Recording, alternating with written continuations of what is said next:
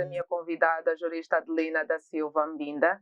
Vamos falar aqui sobre o tema crime de abuso sexual a menores dependentes na visão jurídica e entendermos um bocadinho sobre a questão das penas, enfim, num cômputo geral, sobretudo na visão jurídica. Boa tarde, Adelina da Silva Mbinda. Bem-vinda aqui ao Mais Solidário FM. Quando se aborda a questão com relação aos crimes de abuso sexual a menores, antes, porém, quero aqui fazer entender aos ouvintes quem é o menor dependente, quem é simplesmente o menor e o que é o abuso sexual. Juridicamente falando, trata-se de menor toda aquela pessoa, toda aquela criança que não obedece os preceitos constitucionais tipificados no artigo 24 da CRA. Ou seja, o artigo 24 da Constituição fala da maioridade. Então, toda aquela criança que não tenha 18 anos de idade, juridicamente considera-se como um menor. Quem é o menor dependente? O menor dependente é a mesma criança que depende de um superior hierárquico para então poder tomar as suas decisões ou então para poder sobreviver. E quando nós estamos a falar de abuso sexual, estamos a falar de toda a atividade sexual não desejada, onde o agressor usa força, faz ameaças ou então vai excluir vantagens da vítima que se torna incapaz de negar o mesmo consentimento do agressor. E existe o Código Penal vigente que faz menção da matéria do abuso sexual a menor dependente. Isto podemos confirmar o artigo 194 do mesmo Código Penal, que faz menção da penalização aos agressores da tipologia criminal aqui referida e dizer que é um assunto pertinente e de interesse das normas jurídicas angolanas. Como é que nós explicamos isto? Trata-se de um crime de natureza pública porque a denúncia ou a queixa dessa tipologia criminal não depende simplesmente da vítima nem do parente, mas quer com isso dizer que qualquer uma pessoa, vizinho, conhecido da vítima, poderá então fazer a denúncia do mesmo crime. Por esse motivo, entendemos que o crime de abuso sexual a menores dependentes trata-se de um crime de natureza pública. E quando nós estamos a falar de crimes de natureza semipúblico, tem a ver com aquelas tipologias criminais em que não... Para que a acusação vá adiante, não depende simplesmente da vítima ou da pessoa lesada, mas também de uma pessoa particular, depende do público. Podemos aqui fazer menção de um vizinho, de um amigo, ou mesmo até a própria vítima fazer a queixa ou a denúncia do mesmo delito. É simplesmente um crime de natureza pública? Certo. O vizinho, por exemplo, que sabe que acontece na casa ao lado, né, que a criança é abusada, pode pegar e fazer a queixa, denunciar. Realmente, toda e qualquer pessoa que apercebe-se que numa determinada residência um determinado indivíduo costuma abusar sexualmente um menor, então essa mesma pessoa pode chegar até os órgãos competentes e apresentar a sua denúncia. E normalmente a denúncia também para esse tipo de crime não necessariamente tem que ser presencial, até mesmo com um telefonema nós podemos denunciar o infrator. E basta simplesmente que nós tenhamos a plena certeza que o mesmo delito está a decorrer ou está a se cometer com a respectiva criança, então podemos dar avante para então os órgãos competentes poderem responsabilizar todas aquelas pessoas que têm agido de forma malífica contra as crianças.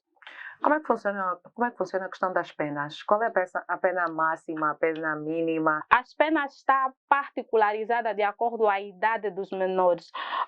O número 1 diz que quem praticar ato sexual com menor de 14 ou levar a praticá-lo com outra pessoa é punido com a pena de prisão de 1 a 5 anos. O número 2 diz que se houver penetração sexual, a pena é de prisão de 3 a 12 anos. Número 3, se houver penetração com menor de 12 anos, a pena é de 5 a 15 anos. A número 4 diz que quem instigar menor de 14 anos a assistir a abusos sexuais, a atividades sexuais, é punido com a pena de prisão de 6 meses a 3 anos.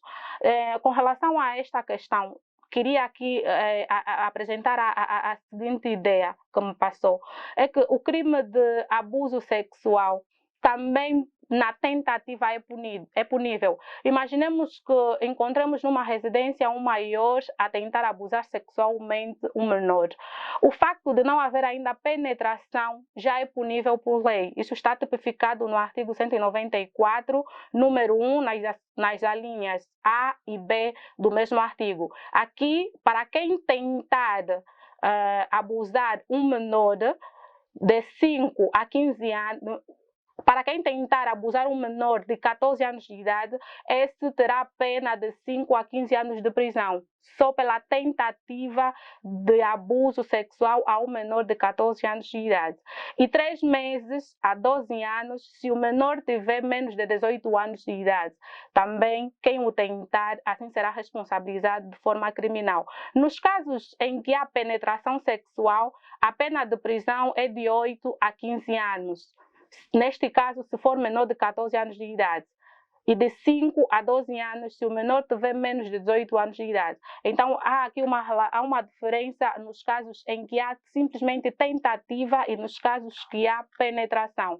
Quando se trata de penetração sexual, a pena chega a ser de 5 a 12 anos, mas isso a própria lei apresenta de forma discriminada as idades. Imaginemos que o menor tiver de um ano de idade até 14 anos de idade, então a pena será diferente a de quem tiver 14 a 18 anos de idade. Assim diz a lei.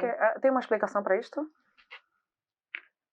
Há alguma explicação para esta diferença? Sim. Entendemos que, entende-se, posso assim dizer, vou me apegar um pouquinho naquilo que a Organização Mundial da Saúde diz com relação à fase da vida. Existe a infância, existe a adolescência, existe a fase adulta. Para a OMS, a adolescência está dividida em 2 partes. Uma que vai dos 9 até aos 13 anos de idade, essa fase da adolescência, e a outra que vai dos 13 até aos 19 anos de idade. Então, entende-se que a maior, posso assim dizer, fazendo uma colação com relação à matéria ligada à medicina, que existem mais riscos quando se trata de um menor de 14 anos em relação riscos de saúde em relação a um menor de 14 anos até aos 18 anos. Acredito eu que o legislador teve esse mínimo cuidado em proteger esse aspecto, posso assim dizer. E olhando aqui para a nossa Constituição, olhamos aqui para aquilo que tem a ver com os crimes sexuais no Código Penal angolano, foram agravados, né? As leis foram agravadas, mas a verdade é que nós continuamos a ter números muito altos de violação. Na sua opinião, o que é que se está a passar? Devia-se agravar muito mais? Acha que as leis, enfim, são severas? O que é que nós podemos entender em função disto? Pessoas a cometerem um crime de abusos sexuais a menor. Relativamente a isso, eu digo que há necessidade de se agravar um pouquinho mais a pena, no sentido de que é necessário que os delinquentes, é necessário que os malfeitores desta prática entendam ou sintam o peso da lei, porque sente-se que a cada dia que passa nós vimos relatos na televisão, ouvimos relatos na rádio, mas ainda assim o número tende a aumentar. E não só olhar para aquele lado jurídico da agravação das penas, mas também entendemos que devemos ter um trabalho em simultâneo. Neste caso, faço menção É necessário que nós trabalhemos com os sociólogos, com os psicólogos. É necessário que a sociedade esteja unida no combate do crime ao abuso sexual. Aproveito já a oportunidade de enaltecer a iniciativa do Ministério do Interior, que agora está na luta ao combate e à prevenção do mesmo crime, e é louvável, porque a cada dia que passa aumenta-se o índice elevado de criminosos com esta prática. Então, aqui nós não podemos olhar simplesmente em punir, mas é necessário nós encontrarmos mecanismo que possa diminuir ou que possa acabar com esta prática e que possa fazer com que as crianças estejam numa sociedade cuidadas, protegidas, não só pela lei, mas também por todos quantos os rodeiam. Então é necessário que nós trabalhemos com os sociólogos, com os psicólogos, juntamente com os juristas, então para poder que o número de malfeitores, praticantes dessa ação possa ser reduzido. Enquanto jurista, como é que avalia esta questão? Primeiro é que eles não têm noção, na maior parte das vezes, não sabem a quem devem dirigir-se. E, em outros casos, as pessoas não denunciam por medo, porque normalmente o agressor é sempre alguém próximo à vítima. Se não for um parente, é o amigo da família. Se não for o amigo da família, é o vizinho do bairro. Se não for o vizinho do bairro, é o professor da escola. Então, muitas das vezes, as pessoas sentem aquele receio, aquele medo de denunciar, aquele medo de expor a situação que a família está a passar.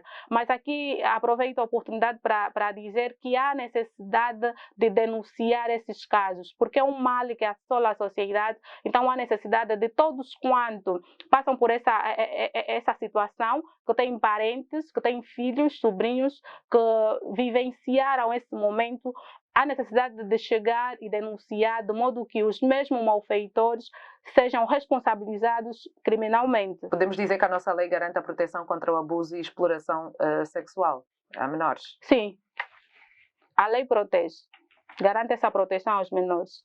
E, portanto, não há porquê ter receios de denunciar? Não, não há. A lei dá essa garantia a todos quantos em que o filho ou a sobrinha é vítima de abuso sexual. A lei dá a proteção e dá a garantia de que os malfeitores vão ser responsabilizados. Então basta simplesmente tomar coragem e denunciar, não importa o nível social, porque a lei é feita para todos. A lei as normas jurídicas são aplicáveis de igual para igual. Não há ninguém maior que o outro, independentemente das condições sociais. E nós falamos aqui que existe a diferença das penas em relação à violação, por exemplo, a menores até os 14 anos, e depois dos 14 anos existe outro tipo de pena. É verdade que muita gente diz que há casos de abuso sexual e que o abusador intitula-se namorado do menor de idade. Portanto, olhando aqui para o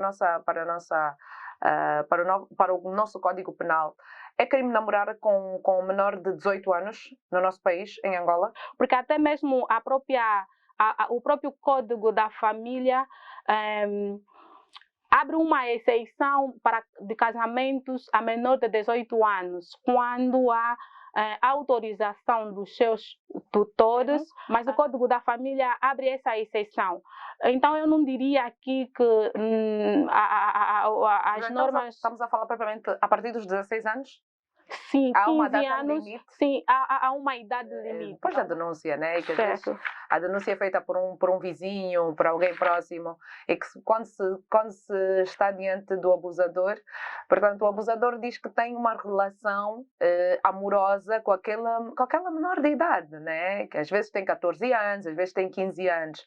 E daí a nossa pergunta se é crime namorar com um jovem menor de 18 anos no nosso país. Estava eu a dizer que não poderia dizer que namorar com um menor ou com uma pessoa que tenha 17 anos ou 16 anos chega a ser considerado como um crime, porque primeiro é que eu gostaria de levantar aqui a questão tipificada no artigo 24 da Lei número 1/88 de 20 de fevereiro, diz assim, o número 2, o artigo em si diz isso, idade núbil.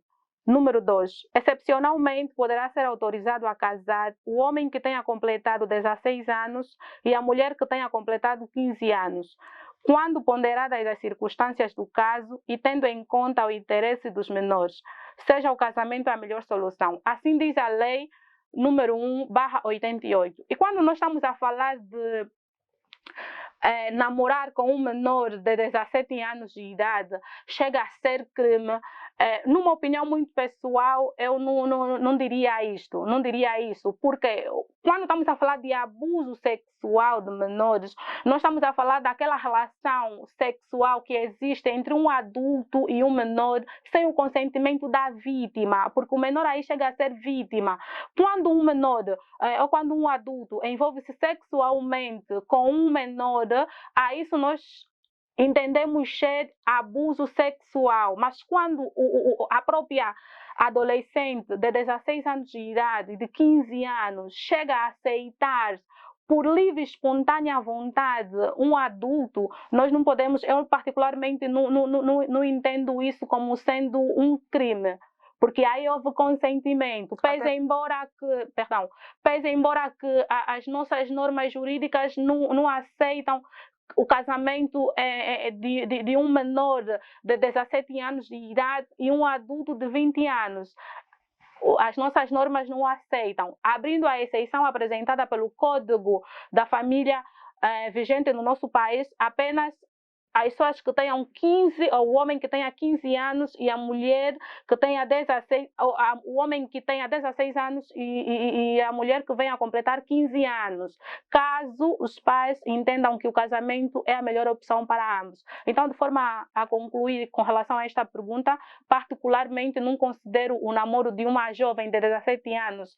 E nós não estamos aqui a favor do namoro de uma criança de 17 anos com um adulto. É importante que as famílias tenham maior atenção. É necessário que as famílias tenham a educação sexual com os menores, porque existe na nossa sociedade uma realidade muito nossa. Existem crianças de 16, 15, 14 anos de idade em estado de gestação, pessoas que envolvem de forma sexual com adultos de modo consensual. Isso tudo dependerá muito da educação que cada criança vai receber dos seus familiares. Então, nós não estamos aqui a enaltecer a relação sexual de uma adolescente e de um adulto. Nada a ver. Simplesmente estamos aqui a fazer a menção ou fazer a diferença entre o abuso sexual e o envolvimento sexual de duas pessoas que, por mútuo acordo, decidiram envolver. Então, uns anos atrás, houve o caso de um jovem que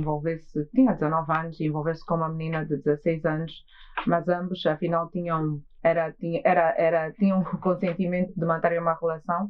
Os pais tentaram levar para o tribunal e isto é um caso que aconteceu aqui no nosso país, fizeram de tudo para que para que o jovem fosse detido, e infelizmente, e a nossa lei, e é importante às vezes quando temos esta questão de educação jurídica, trazemos isto, a nossa lei acabou por proteger, porque era de consenso de ambos, dos dois, né? Manterem a união, e é importante trazermos isto porque às vezes os pais sabem e depois querem levar às barras da justiça, acontece que a filha pode ficar grávida e querem levar para as barras da justiça, querem fazer justiça, né? E olhando aqui para o nosso campo jurídico, é importante que se saiba disto e saber a diferença de um abuso sexual e de um ato que existe aqui um consenso. Portanto, e como disse a nossa convidada, isto depende muito da educação, os princípios que são passados, né, familiarmente. E nesta questão mesmo dos princípios que são passados na família, enquanto jurista, pouco fala sobre a educação sexual. Qual é a comunicação que acha que deveria acontecer entre os pais e os menores? Lamentavelmente, na nossa sociedade e nas comunidades em que nós vivemos, em falar de matéria sexual com as crianças, ainda existem famílias que não conseguem lidar com assuntos ligados à sexualidade, e muitas dessas crianças acabam por aprender coisas relacionadas à sexualidade nas escolas, em algumas vezes nas igrejas, noutras vezes com os amigos, e aprendem de forma errada, porque quando aprendem, a intenção é experimentar. Quando deveria ser diferente, seria os pais, sabendo que a criança está na fase da adolescência, educar com relação à vida sexual. E, por outra, não só a educação sexual, mas também o pai deverão ter maior atenção ou devem ter maior atenção com relação às atitudes dos filhos, porque muitas das vezes quando as crianças tem aqueles casos em que os pais não têm o tempo de cuidar das crianças, por outras vezes nem têm como pagar uma creche, tendem a deixar com um sobrinho, com um primo, com um tio, com um vizinho. E por causa da correria do dia a dia, nem sempre os pais têm o tempo de sentar com os meninos, perguntar como é que foi o dia, o que é que o tio fez, o que é que o tio não fez. Esses e outros fatores fazem com que dá um tempo ao agressor. Imaginemos, um pai que sai das 6 ou uma mãe que sai das 6 e volta em casa às 20 horas, o filho passa o dia todo em casa com um vizinho, com um amigo da família. Imaginemos que o amigo da família comece a fazer carícias na criança. Se o pai não conversar com a mesma criança por medo, porque muitas das vezes o agressor tende a ameaçar a vítima, de modo que a vítima não denuncie nos pais, os agressores tendem a ameaçar. Quando os pais não conversam com os filhos para saber como é que foi o dia da criança, como é que foi tratada, acabam por dar espaço ao agressor. Há necessidade de haver maior abertura aos pais, há necessidade dos pais começarem a educar as suas crianças com relação aos assuntos relacionados à sexualidade, de modo a evitar esses acontecimentos, porque existem até crianças que não sabem os nomes adequados dos órgãos que compõem, sim, dos órgãos genitais. Há crianças que não sabem. E se um adulto, daquela dela passar na via pública, o adulto tentar chamar a criança, oferecendo-lhe um sambapito e dizer: vem, vou te pegar na tua saia, vem, começar a pegar debaixo da saia da mesma criança, ou então de um rapaz, a criança não vai saber como explicar, simplesmente vai dizer: o tio fulano me pegou aqui, me pegou ali, me pegou na perna, mas não vai conseguir propriamente dizer onde é que o tio chegou, porque normalmente o agressor ou os malfeitores desta prática criminal, eles não agem de forma imediata, não é que pegam na criança e logo levam a criança e comecem a executar, não fazem isso. Ao falar do abuso sexual, é preciso entender que existem várias formas de abuso sexual. Não é necessariamente ter que deitar a criança na cama, então poder fazer a penetração dos órgãos genitais. Não. Há várias maneiras que se manifesta a ação do agressor quanto a essa tipologia criminal. É importante que os pais tenham maior atenção, porque o abuso sexual apresenta-se pelas seguintes formas: pelo estupro vaginal, anal ou mesmo até pelo estupro oral, porque existe, isso acontece, e também pela tentativa de estupro, né? Isso que já fiz menção anteriormente, e também pelas carícias sexuais. Quando um agressor já começa a ter aquelas carícias sexuais, está a procurar campo, está a procurar tempo para então poder fazer a penetração. Existem casos que as carícias começam dias antes da própria penetração. Já ouvimos e vimos relatos de crianças que tudo começou com um toque nos seios, com um toque na perna. Tudo isso tem a ver ou diz respeito àquilo que são as carícias sexuais. E existem também aqueles casos em que as vítimas são aliciadas com algum presente. Então tudo isso está em volta daquilo que são as táticas que os agressores usam então para poder cometerem um crime de abuso sexuais a menores. E normalmente, infelizmente, os menores são a maior vítima com relação a esta prática de abuso sexual. Há necessidade das famílias, há necessidade da sociedade de forma geral a ter maior atenção, e quando há índice, quando há tentativa de abuso sexual, temos que denunciar, porque a lei protege todo e qualquer tipo de cidadão. Portanto, há procedimentos que devem seguir. Nós estamos a falar aqui, por exemplo, de um familiar, de uma mãe que acabou por descobrir que a sua filha foi violada, e naquele ato apanhou. Portanto, que procedimentos essa pessoa deve seguir? O que é que deve-se fazer? Deve-se fazer denúncia? A vítima tem que ir para a esquadra sem, por exemplo, tomar banho? Existem tem que se seguir enfim, esses procedimentos? Como eu já disse anteriormente, a denúncia não necessariamente tem de ser feita pela vítima ou por um parente da vítima. Toda e qualquer pessoa que aperceber-se do ato poderá então denunciar.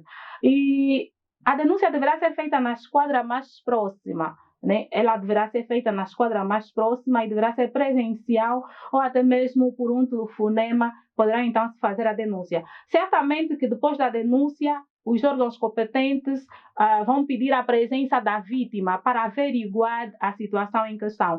E depois da presença da vítima, a polícia em si também saberá quais são os mecanismos, ou já sabem os mecanismos a ser usados para verificar se na verdade houve violação ou não.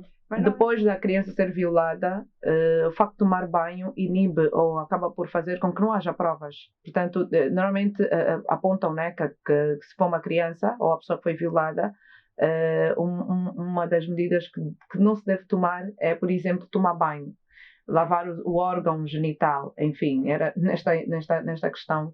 Eu queria saber se existe alguma metodologia ou o que fazer em caso de violação de uma menor, para além da denúncia, se existem outras questões que devem se levar em consideração. Eu não diria que a criança ou a vítima a ser violentada deve, tal como ela foi usada ou foi violentada, devem levar até a esquadra então para poder se fazer a verificação. Eu não sou apologista desta ideia e não concordo com isso, porque defendo de forma diferente, porque existem casos em que a menor foi violentada ou foi abusada sexualmente na terça-feira e os pais só conseguiram dar conta da violação da menor na quinta-feira. Nesses casos, a criança não banhou. Não necessariamente uma menor, estamos a falar de uma menor que nunca teve penetração sexual, que nunca teve envolvimento sexual. Certamente que, ao ser analisada, consegue se dar conta de uma vagina bem fechada e de uma que já está aberta, que já teve envolvimento sexual. Porque trata-se de uma menor. Imaginemos uma criança de 3 anos de idade. Ela foi violada hoje, né? Foi abusada sexualmente hoje. Mas os pais não conseguiram dar conta da violação, então conseguiram dar conta, mas no mesmo dia não conseguiram chegar até a esquadra mais próxima para fazer a denúncia. Será que não vão higienizar a criança?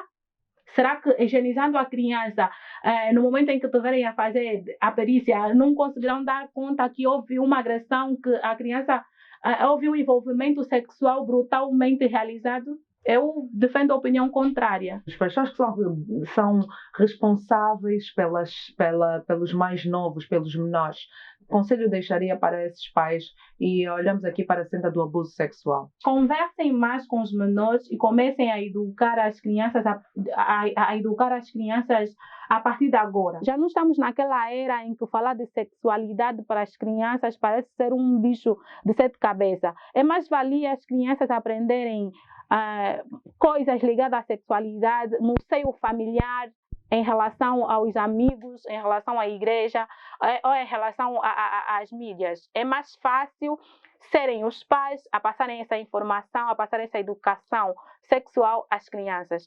E os pais devem ter muita atenção e muito cuidado a quem devem deixar as suas crianças. Falo daqueles pais que normalmente não têm como pagarem uma creche, ou mesmo até na escola. Os pais devem ter muita atenção, acompanhar devidamente as crianças. E nos casos em que haver abuso sexual de menor, o responsável da mesma criança não deve temer em chegar a uma esquadra próxima a denunciar. Nos casos em que se verifica uma tentativa de violação ou de abuso sexual de menor, também devem denunciar, porque nos termos do Código Penal, a tentativa de abuso sexual é penalizado. E não devem ter medo dos órgãos judiciais, não devem ter medo da polícia. A comunidade e a polícia devem estar ligadas à necessidade de haver uma comunicação entre a sociedade e a Polícia Nacional. Ainda mais agora que o Ministério do Interior deu primazia a esta questão, né, que é a campanha contra o abuso sexual de menores. Então é só para mostrar que a polícia está com a sociedade, é só para mostrar que os órgãos judiciais estão e com a sociedade. Nos casos em que haver desconfiança de um adulto, de um vizinho, de um tio, de um irmão a tentar abusar sexualmente as nossas crianças, devemos denunciar, porque as crianças merecem da proteção dos adultos e assim também a lei os protege. 16h28, a nossa conversa com a jurista Adelina da Silva Mbinda. Já sabem que terças e quintas-feiras falamos aqui sobre temas ligados ao abuso sexual e desta vez nós falamos sobre o crime de abuso sexual a menores dependentes. Olhamos aqui para a visão jurídica. Todas as terças e quintas-feiras faz questão de trazer um especialista de várias áreas para abordarmos aqui sobre esta problemática que muito tem afetado as nossas crianças, as crianças do nosso país. Os dados do INAC apontam que diariamente, pelo menos aquilo que chega ao INAC, são abusadas 4 crianças por dia. Continuamos a dizer aqui que são números elevados e neste primeiro semestre foram abusadas 768 crianças. Portanto, esses casos chegaram ao INAC e cada vez mais cada um de nós tem que fazer a nossa parte. Portanto, você, enquanto membro desta sociedade, se você sabe, conhece alguém que abusa, você tem que denunciar, não se esqueça, tem que denunciar. E nós aqui sempre falamos sobre isso porque a diretora adjunta do INAC deixa-nos sempre aqui a visão, né, daquilo que se passa no nosso país. Portanto, falamos aqui do abuso sexual. Quinta-feira teremos mais um especialista, alguém que nos traga mais conhecimento sobre esta questão.